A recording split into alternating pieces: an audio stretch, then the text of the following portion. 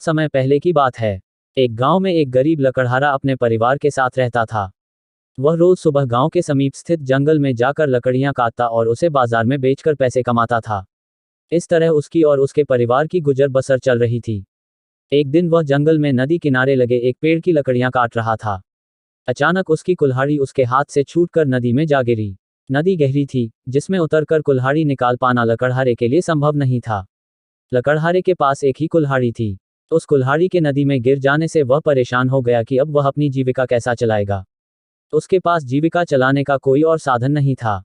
वह दुखी होकर नदी किनारे खड़ा हो गया और भगवान से प्रार्थना करने लगा कि वे उसकी कुल्हाड़ी किसी तरह उसे वापस दिला दें। लकड़हारे की सच्चे मन से की गई प्रार्थना सुनकर भगवान प्रकट हुए।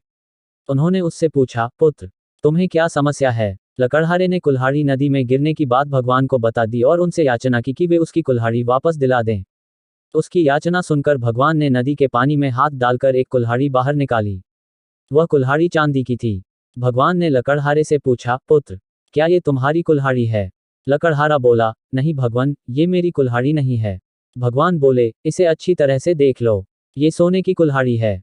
क्या वास्तव में ये तुम्हारी नहीं है?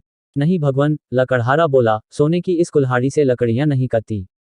ये मेरे किसी काम की नहीं है। मेरी कुल्हाड़ी तो लोहे की है। भगवान मुस्कुराए और फिर से पानी में हाथ डाल दिया। इस बार जो कुल्हाड़ी उन्होंने निकाली, वह लोहे की थी।